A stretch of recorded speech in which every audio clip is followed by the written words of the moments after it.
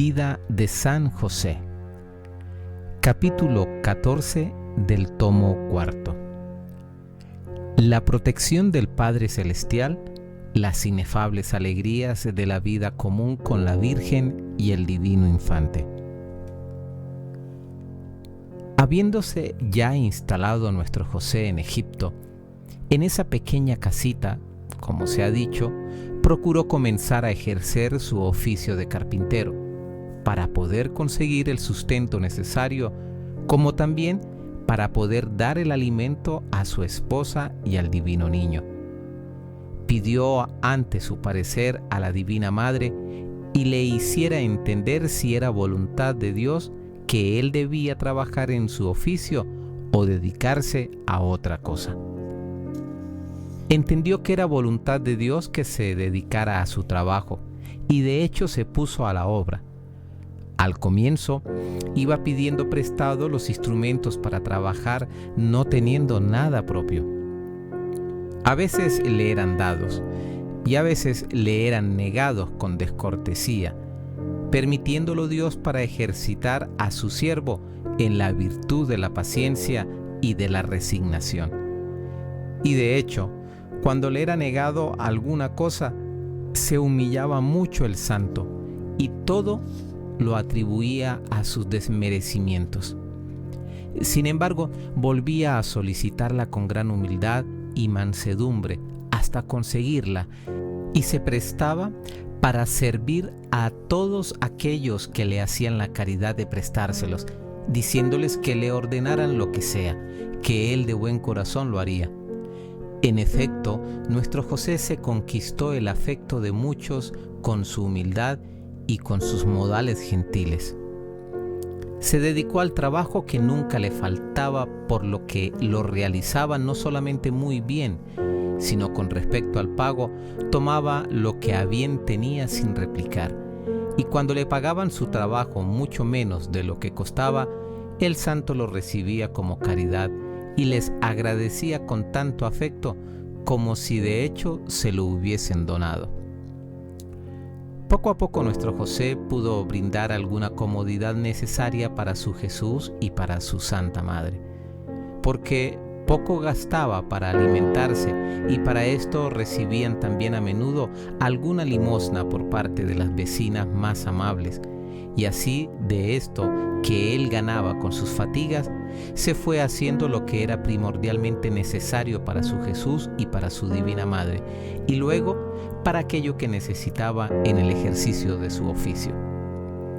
La Divina Madre también realizaba trabajos manuales que su José le conseguía, o por parte de alguna vecina, y se disputaban las vecinas para poder ir a llevarle algún trabajo, no tanto por la necesidad que tuvieran del trabajo en sí, sino para verla y tener la suerte de hablarle, porque ya se había difundido la fama de su belleza y de las virtudes y modestia singular que tenía, y sobre todo por la admirable belleza y gracia de su divino Hijo, el cual, al mirarlo, quedaban todos prendados de su amor y envidiaban la suerte de la Santa Madre por tener a un hijo semejante.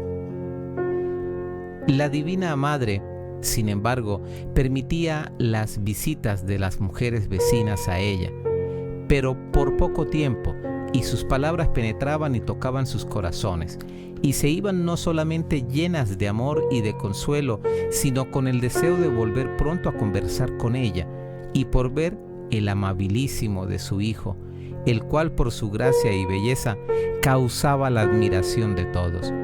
Y aunque fueran corazones infieles, a pesar de eso, quedaban siempre en ellos grabados el amor y la veneración hacia la majestad del niño, que aunque estuviera en esa tierna edad, sin embargo se veía claramente que en él había algo más que en los otros niños, porque aunque él se mostrara amoroso, alegre y jovial, su semblante era también muy majestuoso y digno. Nuestro José no dejaba de hacer alguna limosna a los pobres, aunque él también se encontrara en tanta pobreza, y la Divina Madre le rogaba para que la hiciera, sobre todo cuando recibía el pago de su trabajo. Siempre había la parte para los pobres. Así también sucedía con el trabajo que hacía su esposa. Aunque nuestro José se dedicara a trabajar, nunca dejó sus acostumbrados ejercicios de oración y de rezar las divinas alabanzas junto con su esposa.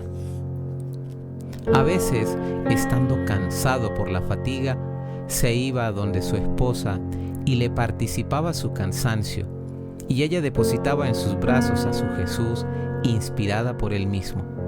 El afortunado José lo recibía con toda humildad, considerándose indigno de tanto favor, y después de haberlo abrazado, se sentía completamente vigorizado y fortalecido.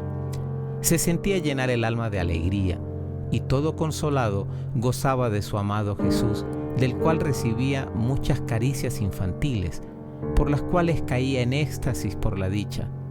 Y luego, cogido por la fuerza y el impulso del amor, se lo apretaba al pecho y lo besaba, ahora en los pies, ahora en el pecho, y el divino infante manifestaba una gran dicha, sonriendo a los amores y caricias que su José le hacía.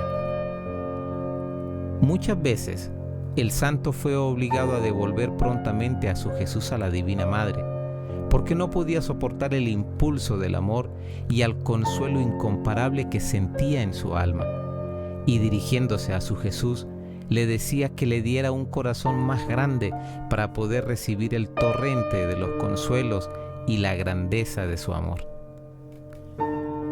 A veces, al entrar en la casa, encontraba a la Divina Madre que entre sus brazos acariciaba al divino niño, y éste, al verlo, se lanzaba en acto de querer ir hacia José, y la Divina Madre enseguida se lo daba.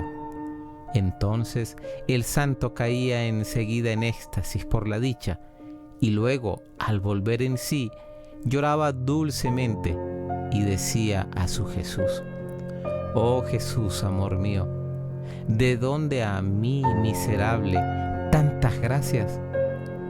Es una gran cosa que vos os dignéis venir hacia mí cuando te pido, pero venid hacia mí de vuestra propia y espontánea voluntad y mostrar también el deseo de ello. Oh, esto sí que es demasiado. Pero ¿qué haré yo por vos, querido bien mío? He aquí a todo mi ser, haced de mí lo que os plazca, porque yo soy todo vuestro». Y mientras decía esto, el divino infante fijaba en él sus miradas amorosas en acto sonriente, mostrándole cuánto le agradaba sus expresiones amorosas. El santo hizo luego una cuna donde pudiera descansar su Jesús, con todo lo que era necesario para que pudiera estar cómodo, y la Divina Madre lo ponía en ella cuando estaba ocupada en preparar el alimento, y cuando trabajaba lo tenía cerca de sí, porque también trabajando lo estaba mirando y contemplando. Cuando José venía y lo encontraba acostado en su cuna, se postraba en el suelo y lo adoraba. Y si se encontraba dormido, se ponía a contemplarlo, y junto con su esposa lo miraban atentamente y acostumbrados decían entre sí: «Y sin embargo, este es el unigénito del Padre Divino, el Mesías prometido, el Verbo Divino, el dueño del universo. Helo aquí en su frágil humanidad». Y dirigiéndose a su esposa le decía: «Vuestra ha sido la suerte, oh esposa mía, de vestirlo de carne mortal. Por intermedio vuestro se ha hecho mortal, finito el infinito, comprendido el incomprensible. Oh, qué gran suerte, oh dignidad incomparable la vuestra, al haber sido elegida como Madre de Dios». Y mientras decía esto, el divino infante se despertaba y fijaba su mirada amorosa, ahora en su querida madre, ahora en su José, y se quedaba allí en acto majestuoso y a la vez amable y amoroso. y ellos contemplaban la majestad de su Dios bajo la frágil humanidad. Y luego constantemente decían algún himno de alabanza a su Dios humanado, que sabiamente componía la Divina Madre.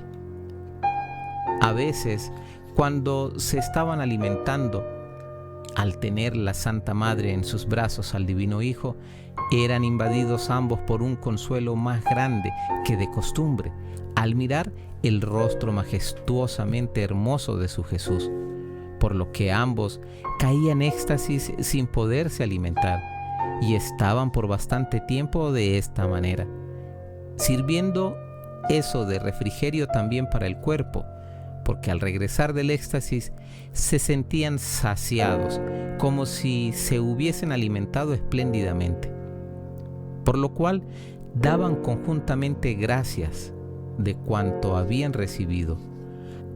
Así se mostraban la Divina Madre y José muy agradecidos a su Jesús por las gracias que iba compartiendo con ellos, y con esto se iban disponiendo para recibir siempre nuevas y mayores gracias, las cuales generosamente se las dispensaba su Jesús. Entre tantos consuelos que gozaban, no les faltaron también amarguras, porque Dios quería que adquirieran grandes méritos, los cuales se adquieren a través del sufrimiento, por lo cual acontecía a menudo que el divino niño estaba en la cuna, privándose del consuelo que sentía de ir a los brazos de su Santa Madre o de su José, y allí lloraba amargamente. La Divina Madre lo veía llorando y tenía la orden de no cogerlo, por lo cual estaba de rodillas llorando, ella también junto con él. Nuestro José se deshacía en lágrimas amargas al ver a su Jesús en ese estado, y a su amada esposa suspiraba y deseaba saber la causa de su llanto. La Divina Madre le manifestaba que esto era por los pecados del género humano y porque el Padre Divino era muy gravemente ofendido. En nuestro próximo video, la segunda parte de este relato. Un paso al día, un camino de fe.